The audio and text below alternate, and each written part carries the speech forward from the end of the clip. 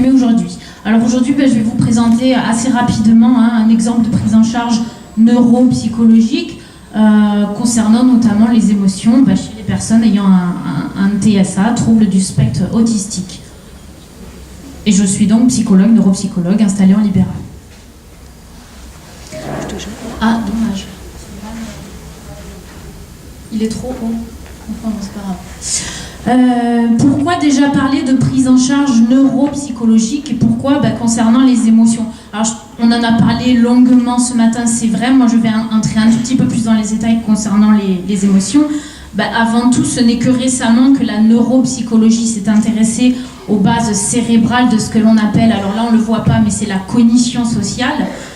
Désormais, en effet, on peut identifier clairement les bases cérébrales liées à la perception des visages, par exemple, de la voix humaine, là on parle du cortex temporal, ainsi que celles dédiées à la confiance en autrui et donc aux émotions. Ici, c'est le complexe amygdalien. De nombreux domaines sont donc étudiés en cognition sociale.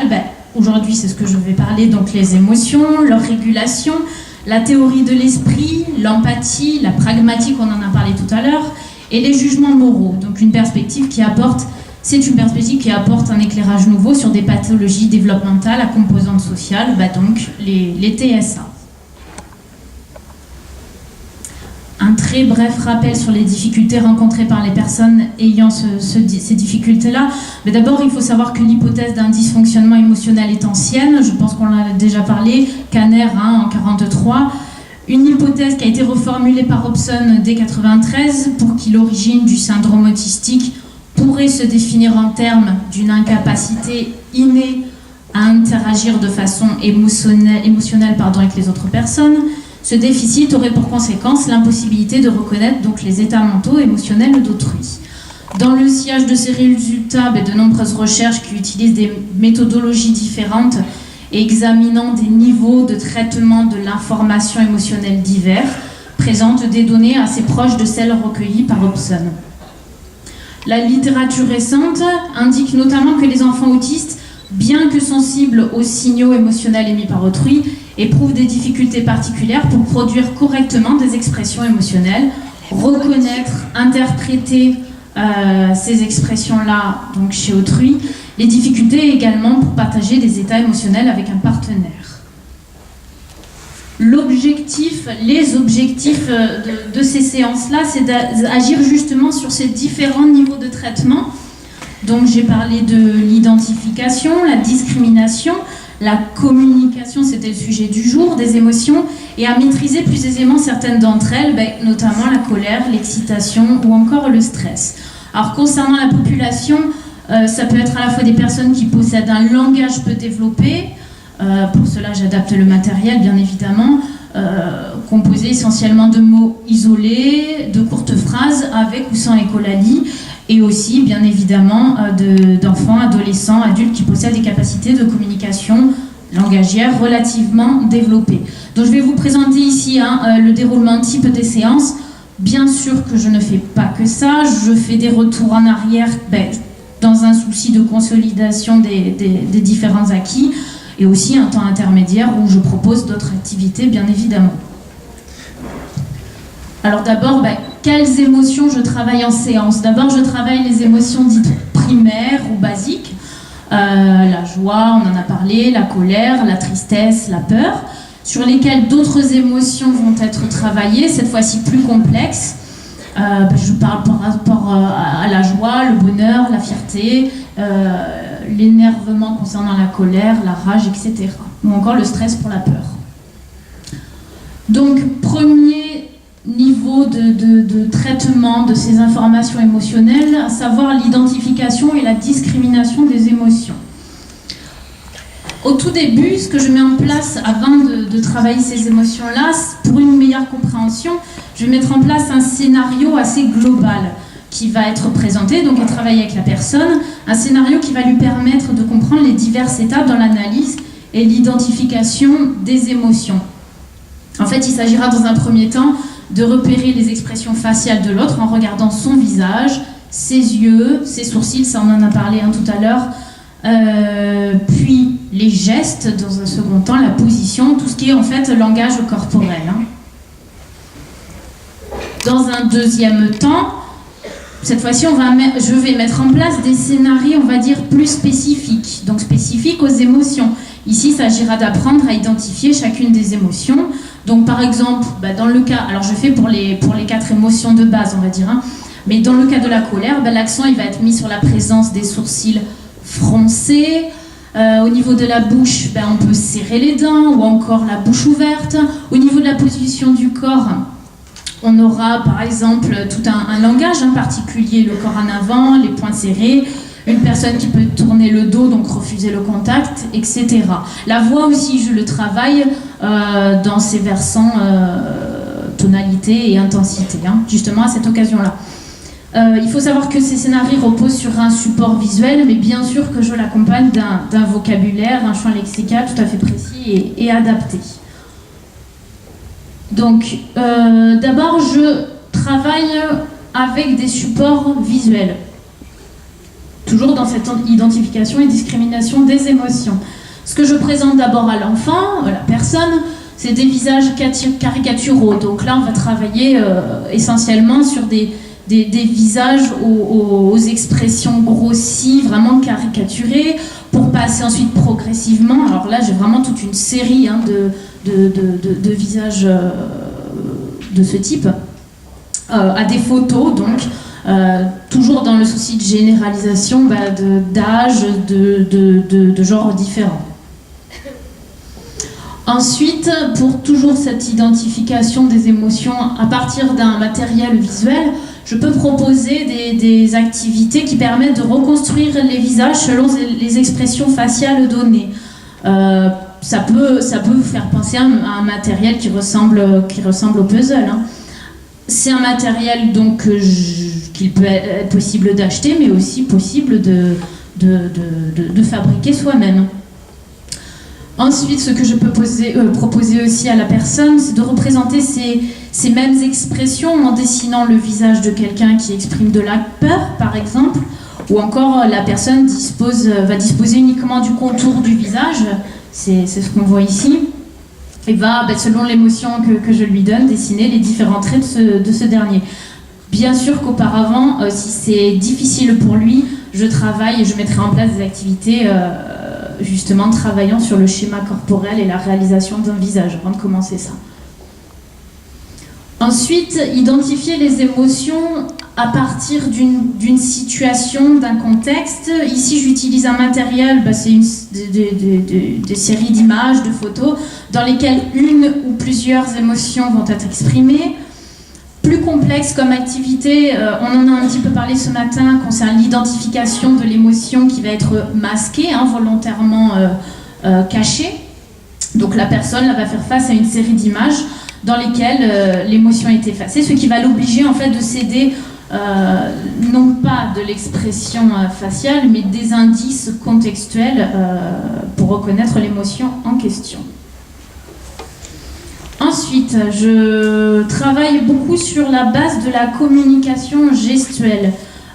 Les émotions, ici, elles vont être exprimées certes au niveau du visage, mais beaucoup au niveau du corps. Je peux être amenée aussi à travailler sur la base d'ombre chinoise, justement pour travailler ce langage corporel et l'obliger à regarder le corps et pas uniquement le visage. Concernant la discrimination des émotions, je présente différentes activités qui peuvent donc être mises en place avec cette personne-là. On peut commencer, si l'enfant est assez jeune par exemple, ou qu'il dispose de capacités intellectuelles ou langagières à moindre, par des épreuves dites de barrage. Nous, en neuropsycho, c'est vrai qu'on a pas mal l'habitude d'être confrontés à ces épreuves-là, dans laquelle il va devoir tout simplement barrer les visages qui expriment telle ou telle émotion. La personne peut aussi disposer de 2 photos, puis d'un plus grand nombre, toujours en essayant de complexifier un peu les épreuves, à partir desquelles une question sera posée sur l'émotion à retrouver, par exemple qui est content, etc. Ensuite, il y a des matériels, bien évidemment, qui existent déjà pour travailler tous ces niveaux de traitement. Concernant la discrimination des émotions, moi pour ma part j'utilise fréquemment celui que l'on nomme une valise pleine d'émotions. Alors là c'est une partie du matériel utilisé, c'est une grande valise avec pas mal d'activités proposées aux enfants, en général qui sont en maternelle. Ici l'enfant dispose de 4 grandes boîtes, à la manière un peu de boîte aux lettres, avec chacune une émotion dessinée sur le devant. Je vais lui présenter un grand nombre d'images mettant en scène une émotion que l'enfant va devoir identifier puis sélectionner. Donc, moi, je l'utilise pas mal parce que c'est vrai que c'est un matériel assez ludique qui attire beaucoup leur attention et qui fonctionne donc très très bien avec ces enfants-là.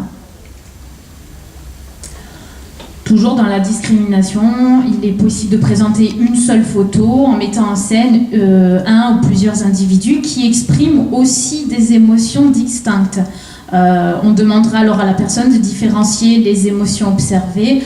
Pour cela, je peux lui donner un grand nombre de photos sur lesquelles justement des expressions faciales sont représentées. Ce travail peut bien sûr, et je le fais, s'accompagner d'explications toujours verbales pour accompagner ce support visuel. Aussi, encore une fois, à partir d'une situation, on peut utiliser un autre matériel intéressant. Encore une fois, les émotions ici sont masquées. La personne ici possède un certain nombre de visages aux émotions variées et doit porter son attention ici, encore une fois, sur les indices environnementaux pour faire son choix. Ensuite, il est possible aussi de travailler sur l'intensité d'une émotion à partir de photographies. Par exemple, je lui demande de remettre en ordre, alors là c'est un exemple sur la joie, de remettre dans l'ordre en fonction de l'intensité exprimée, débuter par exemple par un simple sourire, alors c'est relativement subjectif bien sûr, mais quand même il y a un certain ordre à respecter, d'un simple sourire, de passer justement par différentes étapes pour arriver à une personne qui jubile, qui saute de joie, etc. Je travaille aussi beaucoup sur l'imitation, quand on traite justement ce type d'information émotionnelle. Alors je fais une petite citation sur Theo Peters, donc un neurolinguiste belge, qui précise au sujet de l'imitation qu'elle n'a pas uniquement un rôle majeur dans le développement du langage, de l'abstraction, elle est aussi importante pour la compréhension des émotions et du comportement social. Plusieurs activités peuvent être travaillées ici, donc l'imitation sur la simple base d'images, on va dire, de gestes, de postures à reproduire. Ça peut être aussi sur la base du visage de l'autre, avec le miroir aussi, on peut utiliser le miroir, ou encore en s'aidant d'un matériel spécifique qui favorise par exemple la mise en place de jeux de rôle. Je pense au dé des émotions qu'on peut construire soi-même, ou alors d'un matériel toujours emprunt à cette fameuse valise des émotions. On voit l'utilisation de masques aux différentes émotions, ou alors un jeu de roulette justement pour travailler ces jeux de rôle. Concernant cette fois-ci l'identification, la discrimination des émotions, sur support cette fois-ci verbaux et ou écrits. Alors avant tout, il va falloir définir avec la personne certains termes pour apprendre à identifier et discriminer une émotion.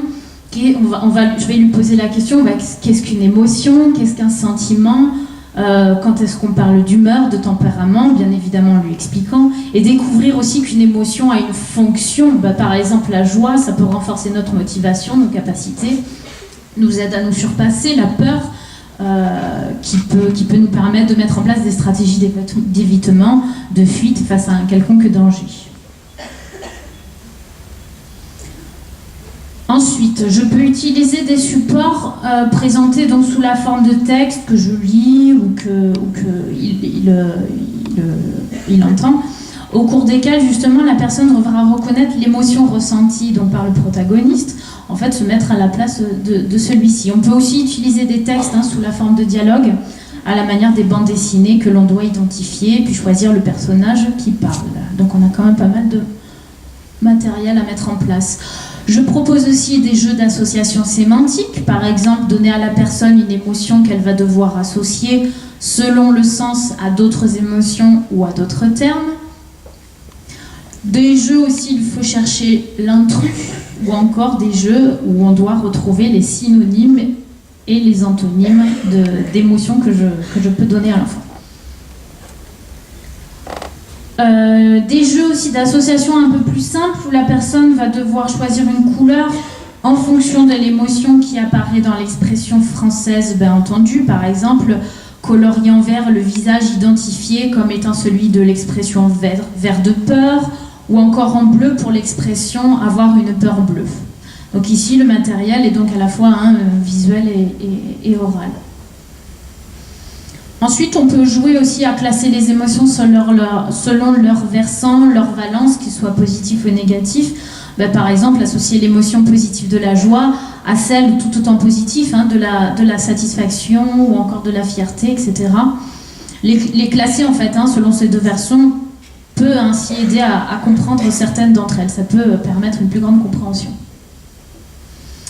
Ce que je fais ensuite, toujours dans ce souci de graduer les émotions selon leur intensité, un peu comme ce que j'ai fait au niveau visuel, apprendre par exemple que l'angoisse et la terreur sont deux émotions liées à la peur, mais qu'elles sont différentes dans leur intensité d'expression. Encore une fois, le support visuel peut soulager certaines difficultés de compréhension. Donc c'est pour ça que je peux joindre à ce matériel des images à découper par exemple.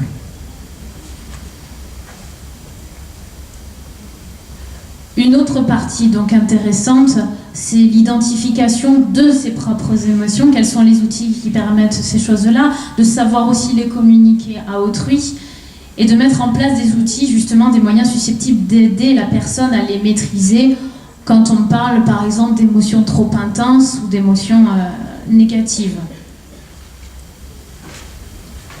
Alors ce que je fais en général, ce que je propose aux parents aux patients, c'est de mettre en place un classeur des émotions en parallèle en fait à toutes ces activités que je viens de décrire. Ça peut se faire avec la participation des parents bien évidemment. Dans ce classeur en fait, je recommande en général de débuter avec l'émotion de la joie. Donc ici, ces derniers ils vont devoir mettre une série de photos personnelles, d'images trouvées sur internet. L'enfant pourra aussi dessiner, mettre des comptines par exemple, ou des mots ou expressions en lien avec le thème de la joie. Alors c'est vrai que j'ai pas mal de parents qui me disent mais on trouve pas de photos où on est en colère ou on a peur. Bon, on peut jouer le jeu et se prendre en photo dans ce type d'émotion par exemple. Donc cela, à quoi ça me sert? Ça va me permettre de revenir sur certaines situations avec la personne directement, de créer finalement une cohérence, un lien entre le domicile et mes séances. Et puis au-delà, toujours de ce souci de partager, de généraliser les différentes informations émotionnelles. Donc la classeur des émotions, il est en général bien apprécié. On l'a vu un petit peu tout à l'heure avec le docteur Da Fonseca. Il s'agit ici de mettre en place des fiches personnalisées, individualisées, toujours dans le but d'aider la personne à mieux reconnaître ses émotions. Par exemple, pour la colère, on analysera ensemble les situations, on va dire, problématiques qui ont provoqué une telle émotion. On analysera aussi les sensations physiques ressenties. D'ailleurs, à cette occasion, ce que je fais en général, c'est que je lui propose l'image d'un corps humain. Si la mise en mots peut être difficile, à ce moment-là, il va me désigner justement sur ce dessin-là quelle partie du corps sera sollicitée en cas d'émotion trop intense. On analyse aussi ensemble les réactions en pensée, en parole. Dans la colère, ça peut se traduire par une envie de crier, de hurler, de taper, de pincer, etc., de disputer d'autres personnes. Ou encore, ne serait-ce que les réactions physiques, qu'est-ce qui se passe au moment où je suis très en colère, je serre les poings, je mets une claque, je crie très fort, etc., etc. Un travail en fait qui se rapproche fortement des TCC, thérapie cognitivo-comportementale. Mais justement, moi, j'utilise ces fiches personnalisées pour mettre en place, et il en a un petit peu parlé, de ce qu'on appelle thermomètre émotionnel. Ça va permettre à la personne, encore une fois, en fait, si vous voulez, elle va graduer, en fait, dans un premier temps, les différentes situations problématiques, selon l'émotion jugées très difficiles à gérer, ou alors si c'est les parents qui rencontrent ces difficultés-là chez leurs enfants. Dans un second temps, il y a un autre thermomètre que je mets en place. En parallèle à ce thermomètre-là des situations problématiques, ce sera un thermomètre émotionnel justement concernant les sensations physiques et les réactions en pensée. Ça peut être encore à nouveau des sensations de chaleur, un battement cardiaque important, ou en pensée, des difficultés à se concentrer, etc.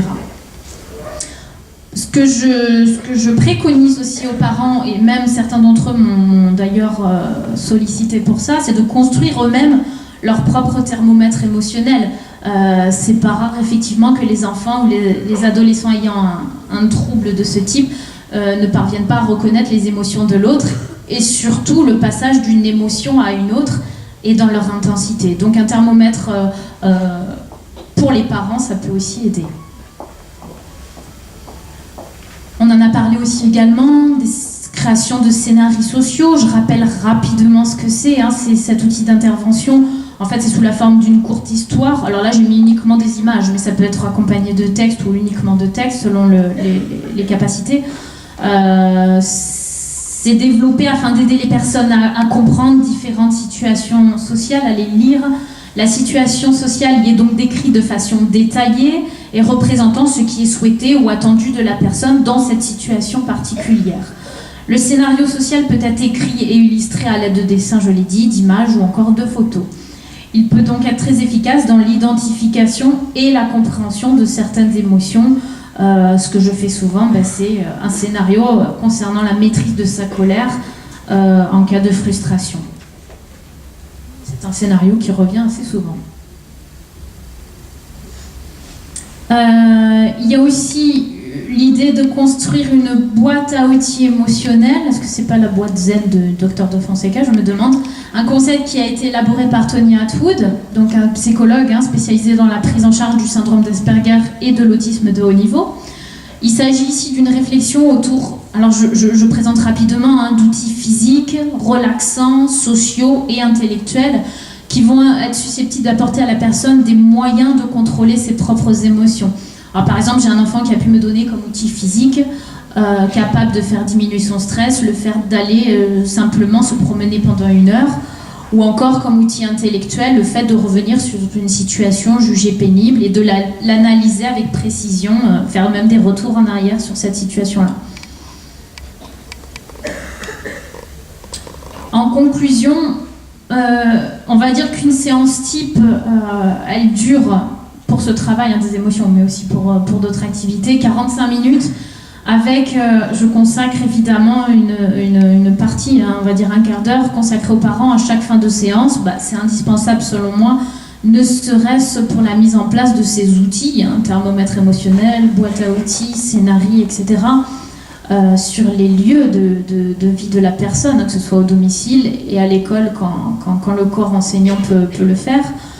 Il y a d'autres axes de prise en charge qui sont travaillés en séance. Il n'y a pas que les émotions, il y a tout ce qui touche au domaine de la cognition sociale. On y retrouve donc les activités centrées sur la compréhension de soi, tout ce qui touche au corps humain, son environnement. Il y a aussi une part sur le langage pragmatique. Et puis avec ma spécialité en neuropsychologie, je travaille beaucoup donc les fonctions cognitives, elles aussi qui font partie de ces axes-là. Capacité d'attention, de concentration, la flexibilité mentale, etc., etc. Alors là, j'ai pas évoqué la partie groupe d'habileté sociale, parce que c'était quelque chose qui a déjà été étudié. Mais évidemment, ça fait partie des activités mises en place quand on travaille les émotions. Je vous ai mis rapidement pour finir la bibliographie. Alors, j'ai pas lu que ces livres-là, c'est juste en guise d'exemple. Et des sites également internet pour l'achat de tout ce matériel que j'ai cité auparavant, que ce soit Optoys, Motamo, ou même une valise pleine d'émotions qui est en ce moment difficile à avoir, mais j'ai pu l'avoir sur certains sites internet. Je vous remercie. Merci de votre attention.